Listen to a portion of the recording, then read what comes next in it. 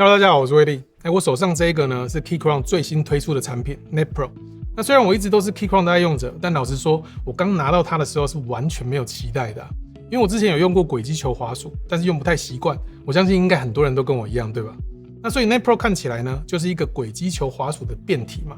只是造型不一樣，然後多加了幾個按鍵而已。但在我深入研究跟使用了1個多月之後呢，我發現它跟我原來想象的是完全不一樣的產品。它可以是軌跡球滑鼠，但也可以是快捷鍵控制器，還可以變成鍵盤的擴充模組，甚至可以是我影音後製專用的控制中心。那用法實在太多元了。所以今天這支影片呢，我想跟大家聊一下 Net Pro 到底是什麼樣的產品，它又可以做到哪一些事情，然後跟大家分享一下我在工作上面的設定，包含了日常的文書工作啦、Lightroom修圖跟 Final Cut Pro 剪片。那最後呢，我也會跟大家老實說，在我這1個月的長時間使用下來，碰到了哪些問題，還有它到底適合什麼樣的人。好，那今天的影片有一點長啊，我已經把章節段落分好了，我們就直接開始吧。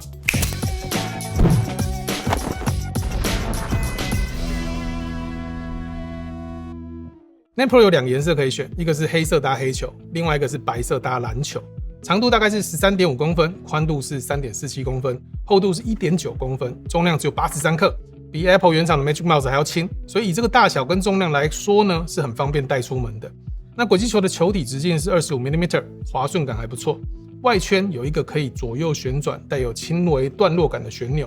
再加上這個6顆機械式的按鍵，這些按鍵用的是靜音機械的微動開關，會比一般的滑鼠按鍵很多，按壓的段落感也還不錯。它總共支援3種連線模式 2.4G 無線、藍牙 5.2， 還有 USB-C 有線。那 DPI 最低可以400，最高到4000，回報率最高呢可以到1000 Hz， 這個已經是電競滑鼠的等級咯，用起來延遲很低，反應也很快。那藍牙可以同時配對3台裝置，所以在不同裝置間切換還蠻方便的。那 USB 有線連接呢是最穩定的選擇，還可以順便幫 Net Pro 充電。但我自己是不太喜歡拉一條線在桌上所以平常都是用 2.4G 為主。那反正它有內建200毫安時的電池，官方說可以持續使用40-50個小時左右。我自己大概是1個多禮拜會接線充一次。Net Pro 呢最特別的地方就是這個長條狀的造型，這跟傳統的滑鼠或者是軌跡球滑鼠是完全不一樣的。那 Net Pro 的原型呢是來自 Gizmodo Japan 的編輯自己開發的這個 NAP 專案。那這個專案的一開始的想法很簡單，就是希望可以在手不用離開鍵盤太遠的情況下呢，一樣可以去控制滑鼠的游標，有點像是以前 IBM 筆電上面那種小紅點的概念。那把滑鼠控制這件事情拉回到鍵盤的附近，來減少手離開鍵盤的次數，或者是說你可以縮小手離開鍵盤的距離。這就是為什麼它會做成這種很窄很長的原因因為它想讓使用者可以把它放在靠近鍵盤的地方，像這樣貼在鍵盤的旁邊或是放在鍵盤的下面來使用。也希望不管你是左撇子還是右撇子，都可以用得很順手左邊右邊都可以使用。那這個想法呢，在 DIY 的鍵盤社群受到很多的討論，所以後來 Keychron 就跟 Gizmodo Japan 合作，把原本比較像個人開發的 NAP 變成現在可以量產、可以正式販售的 Net Pro。那所以它真的是一個從社群出發，收集了很多使用者的經驗跟建議才推出來的產品。在我使用這一段期間呢，我覺得 Net Pro 有3大優點。那第一個呢是 Net Pro 不會佔用你電腦的資源，它不用安裝驅動程式，也不用安裝任何的 App， 所有的設定全部都是在瀏覽器上面的 Keychron Launcher 就可以完成。那 Keychron Launcher 呢是一個線上的設定中心，你只要打開 Chrome， 搜尋 Keychron Launcher 就可以直接進到 Net Pro 的設定頁面。而且重點是，設定完之後呢，你就可以把網頁關掉了，完全不會在你的電腦留下任何的檔案，也不會佔用你任何的資源。然後這些設定好的快捷鍵呢，會直接寫進去 Net Pro 裡面。也就是說呢，你只要把 Net Pro 設定好之後，你就算換到另外一台電腦要使用，甚至是在 iPad 上面，那這些快捷鍵呢都是一樣的，完全不需要重新設定，非常方便。好， Net Pro 第2大優點呢，就是它支援了8種不同的使用方向。那一般來說，軌跡球會有一個固定的使用方向嘛。你如果把它轉個角度呢，那游標的方向就會歪掉。那明明你手指是往上推，但游標就是会往旁邊跑，對吧？但是 Net Pro 有一個獨家的 OptaShift 變向技術，它可以做到軌跡球的方向校正。簡單來說呢，就是你可以依照自己習慣的擺放角度去調整軌跡球的方向。所以不管你是想要直着放，還是橫着放，或者是想要斜着放，甚至你想要反過來放都可以。它是以一個45度的單位去做切換，只要做好設定之後，那軌跡球的滾動方向就會是游標正確的方向。它可以讓每個人依照自己最順手的方式去使用，不管是你是左撇子還是右撇子，不管是放在上面還是放在下面都沒有問題。那 Net Pro 第3個優點呢，就是它表面上看起來只有這6個按鈕，但其實呢，它有千千萬萬種變化。那我說千萬種其實有點誇張啊，但真的很多，多到我算不出來。它每一個按鍵呢，都可以設定長按跟短按。如果你覺得按鍵不夠多，按鍵不夠放的話，它有額外7個 layer， 它可以讓你去分層去做設定，而且還可以讓每一個按鍵去互相綁定，像是你可以設定2個按鍵同時按啊，或是3個按鍵同時按啊，最多你可以設定4個按鍵同時按。所以就算呢它只有6個按鍵，但絕對有辦法把你所有會用到的快捷鍵全部都塞進去。好，舉例來說，我們可以把第0層設定成日常專用，主要是滑鼠的基本控制，設定成90度呢，放在鍵盤下面來使用。然後剪片專用的快捷鍵呢，就放在 Layer 1，設定135度，是斜放給左手去使用的。那 Lightroom 的快捷鍵呢，就是放在 Layer 2，設定180度，讓右手來單手使用。所以當我們在切換不同 layer 的時候，滾輪就會自動幫你校正到正確的方向，非常厲害。那因為有了這個功能呢，這也讓 Net Pro 不再只限於單一的用法。你想要把它當成軌跡球滑鼠，那你就切 Layer 0；想要把它當成鍵盤的延伸外掛，那就切 Layer 1；那想要把它當成快捷鍵的控制器，你就切 Layer 2。總共有8層可以讓你去自定，自由度非常高。所以接下來呢，我分享一下我自己 Net Pro 的設定，這也是我在用了一段時間之後，針對我自己的使用習慣調整出來的最終設定。好，以我自己的工作來說，最常使用的項目就是3個 ：Pages 寫稿、Lightroom 修圖跟 Final Cut Pro 剪片。所以我把日常使用會用到的滑鼠功能跟寫稿需要用到的快捷鍵呢，集中設定在0到3層。那第0層 Layer 0就是最主要的預設層，以這一層做起始點，透過長按的方式去暫時切換到另外一個 Layer。那這樣設定的好處就是有更多的快捷鍵我們可以去使用，然後不需要一直手動去切換不同的层數，然後也比較好記。像我就設定這個按鍵02，按一下是滑鼠的左鍵。那如果長按的話，就是切到 Layer 1。那這個 MO1 的意思就是暫時切到第1層的意思。那這一層呢，就是我所有跟視窗操作有關的快捷鍵。那旁邊這個按鍵03，我設定是按一下是滑鼠的右鍵，長按就會切到 Layer 2。那 Layer 2裡面是所有跟文書工作有關的快捷鍵。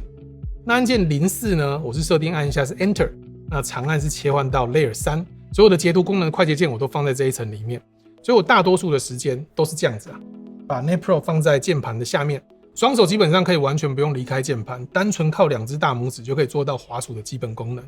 那不需要打字的時候呢，也不用一直把手放在鍵盤上面，一樣可以使用快捷鍵，甚至只靠單手使用也沒有問題。像我在看網頁或是文件的時候呢，左右旋轉旋鈕就可以上下瀏覽網頁。那想要切換不同桌面的時候，我就按着02，再去旋轉這個旋鈕，它就可以变成切換左右的桌面。想要關閉視窗一樣，我就按着02不放，然後按一下03鍵，就會關閉視窗了。那如果我是按着02鍵不放，再長按03鍵的話，就會幫我關閉 App。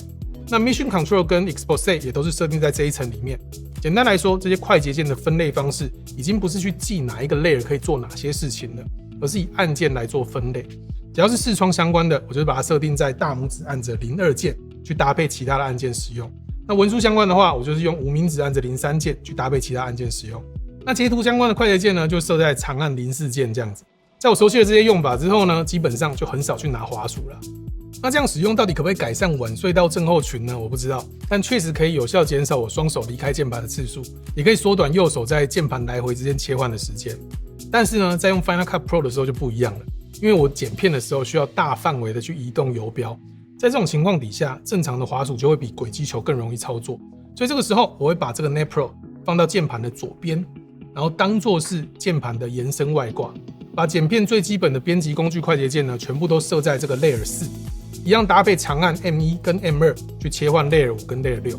這樣就可以把在做基本剪輯的時候，所有會用到的功能鍵全部都集中在左手的 Net Pro 上面。就算是遇到一些在鍵盤右側的快捷鍵呢，我的右手也不需要離開滑鼠了，直接左手 Net Pro 就可以搞定。那另外在剪片的時候，我覺得最方便的是這個旋鈕，我可以在每一層呢把旋鈕設定成不同的功能。像我預設的左右轉是讓時間軸往左或是往右移動，這個是最常會用到的。那如果按着 M1 去轉的話，就可以讓這個剪輯的片段在不左右偏移的情況下，直接精準的上移或者是下移，不用再去微調。那按着 M2 去轉的話呢，就可以讓這個片段一格一格的往右或是往左移動。那熟練之後呢，右手用滑鼠，左手用 Net Pro， 那甚至連鍵盤我都不用碰，就可以剪完一部片，超方便，真心不騙。那最後一層 Layer 7，我就是設定給 Lightroom 使用。以我自己的使用方式 ，Lightroom 其實沒有幾個快捷鍵，所以我只用1層就搞定了。大家可以看一下。用 Net Pro 修圖的好處是，我不需要再用滑鼠去拉這個滑桿來進行調色，我只要用02跟03去上下切換曝光啊、對比這些選項就好。然後透過這個旋鈕可以直接調整滑桿往左或者往右，讓眼睛可以專注在圖片上面的顏色變化，讓我的修圖效率提高很多。好，這樣聽完是不是感覺好像很複雜？8個 layer 全部都用完了，到底該怎麼記呢？那其實我不是用分層的概念去記這些快捷鍵的，我是單純用功能來做分類。Layer 呢，只是可以讓我們有更多的設定。簡單來說呢，我綁定了3個組合，那專門用來切換我最常用的3個功能，大家可以參考一下。這個 TO 就是可以讓我們直接跳去我們需要的那一層。那如果我想要當滑鼠使用的話，就 M1 跟 M2 一起按，它就會幫我切到主要的第0層。要準備剪片的時候呢，我就是 M1 跟01一起按，它就會跳到 Final Cut Pro 專用層。那如果需要 Lightroom 修圖的話呢，就 M2 跟02一起按，就會跳到第7層。所以我不需要管我現在到底在第幾層，只要我現在想要做什麼事情，我就按我設定好的那個功能的切換鍵，這樣就不會被那麼多的 layer 給搞亂了。那就這麼簡單，分享給大家。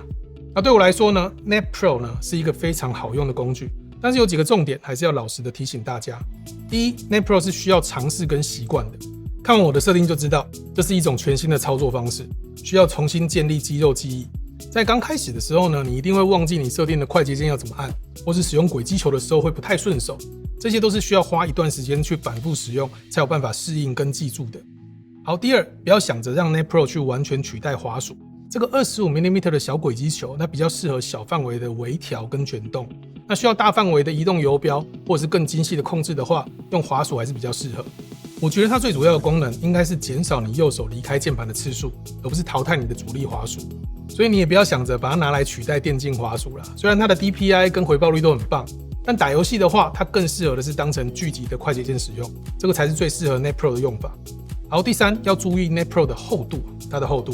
像是 Magic Keyboard 這一種超薄的鍵盤，就不適合把 Net Pro 放在鍵盤的底下，因為高低差的關係呢，你打字的時候很容易卡到。所以如果你想要放在鍵盤下面使用的話，那就要搭配這一種有厚度的機械鍵盤。好，講了那麼多呢 ，Net Pro 到底是適合誰？我覺得有3種人你可以試試看。第一就是 Hardcore 的玩家，如果你本來就會設定巨集，會 DIY 鍵盤，那你應該很快就可以理解 Net Pro 的玩法。它最有價值的地方就是可以把它打造成完全屬於你自己工作流的控制器。那第二，有大量重複操作需求的人，像是每天需要在多個軟體之間切換的人，或是專業軟體的使用者，只要你願意多花時間去做設定，它可以讓很多常用的動作更集中。一台裝置就可以有不同模式的快捷鍵，會比你想象的更方便。第三是想要減少使用滑鼠的人，如果你長時間使用滑鼠，手腕或是肩膀比較容易疲勞，或者是桌面的空間不夠大，那 Net Pro 可以讓你減少手部來回的移動，這一點就是它最大的優勢。最後，如果你不確定自己喜不喜歡靜音按鈕的這個按壓感，那 Keychron 在北中南都有實體的展示，可以先去摸一下。摸完之後呢，再回來看這支影片，應該會更有感。所以相關連結我都放在影片下面的描述欄啊，有興趣記得去看一下。如果你喜歡這支影片呢，記得幫我們按讚、訂閱，最後再熱推一下。這裡是 Apple Fans， 我是威力，我們下次影片見啦，拜拜。